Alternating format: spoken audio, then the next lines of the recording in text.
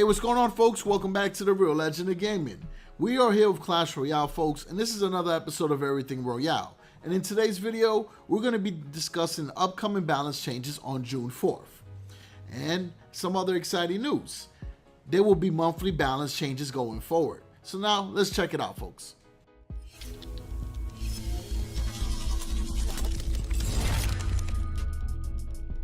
Alright, cool. So now, folks, these balance changes are coming on June 4th. And of course, like always, Clash Royale has carefully reviewed information provided by the community, stats provided by the in-game metrics, and they also did some play testing. So based off all that collectively, they were able to come up with these balance changes. And the first one that will take place, and this is weird, right? Because initially you're going to hear it and you're going to think that it's a bad thing, but it's actually not. So the Spirit Goblin's damage is going up by 34%. And yes, that is a huge number, but it all makes sense after I read the next part. The hit speed will be slower. So it's going to go from 1.2 seconds to 1.7 seconds, and the first attack will be slower. So the reason why this is significant is for the simple fact that before in the past, when these Spirit Goblins will approach, they will quickly throw that first spear and attack whatever was in the way. Now, if you had a Musketeer, the Musketeer will be able to kill that Spirit Goblin without it doing its first attack. So that's going to be huge. I don't want to say it's going to indirectly buff the Musketeer, but the Musketeer will have some more value now going against Spirit Goblins.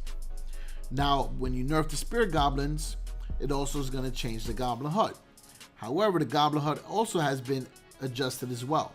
So the Goblin HUD lifetime will be shorter from 60 seconds to 50 seconds. So it's going to stay in the arena for 10 seconds less.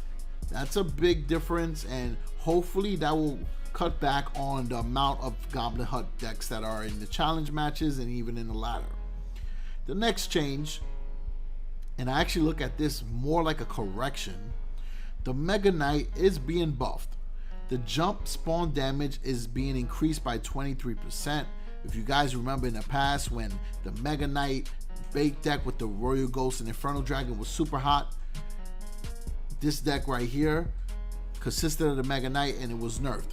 So now it's being realigned to be more valuable because the Mega Knight went from being super popular to not even being used. Now, in order to kind of balance things out so he's not OP again, they decreased the area damage by 7.5%. So not bad. Next up is the Barbarians. So the Barbarians hit speed will be faster. It's going to go from 1.5 seconds to 1.4. So it gives the Barbarians a little more value, and this will indirectly buff the Barbarian Barrel and also the Battle Ram. Now, the Battle Ram is going to have some changes, which I think are interesting. The Battle Ram can be knocked back, and specifically by the Barbarian Barrel and the Log. And also the Fire will be able to knock it back as well. So this is a big difference, and it will help you. It really will. It will stop the momentum of the Battle Ram. Because if you really think about it, the Prince can be knocked back with the Log, the Dark Prince, so it makes sense. Next up is the Royal Ghost. I was surprised that the Royal Ghost was being nerfed because I thought he was okay. I thought after his initial release, he went from OP to being good. And I think being good is okay. I don't think that offsets the value of the game. It doesn't destroy anything. However, because he's only 3 elixir, he gives you tons of value. So I understand the reason behind this now. So the invisibility delay will be increased from 1.2 seconds to 1.6. So basically, when the Archer Tower will be able to hit the Royal Ghost one additional time before he goes into his visible state again. So that's basically the change right there. Now the Wizard is also having a change. The Wizard's area damage is going up 2%, and his area damage radius is going up 25%.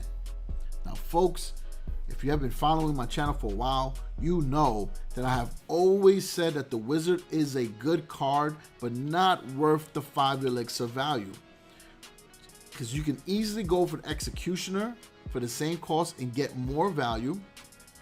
You can use a hunter, get more value. You can use even a witch. I felt like the witch had more value, but she used a little bit differently, right? But nonetheless, this buff to the wizard is insane.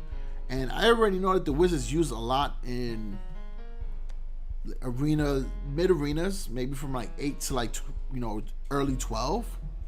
So now with him being buffed, you're going to be seeing him more in challenges, and you're going to see him a lot now. The wizard's going to become a meta card.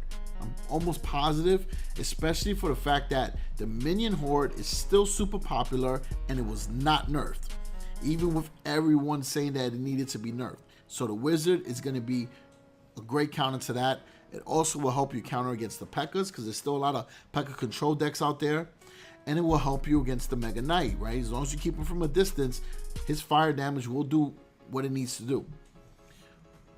And also the area damage radius increase, so you're going to be able to hit more targets, Now, this next change I was confused about, because I feel like the Valkyrie has gotten a lot of love lately. And she's getting even more love. Her hit points is going up 7%. That's a lot. If you guys remember that when the Knight got nerfed, he lost about 8%. That was the difference. So now she's getting an HP boost of 7%. She's going to be a beast.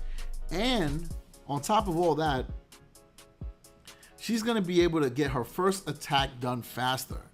So she is going to be incredible. For 4 elixir, you're going to get yourself a really solid tank that could defend against these spawner troops with ease.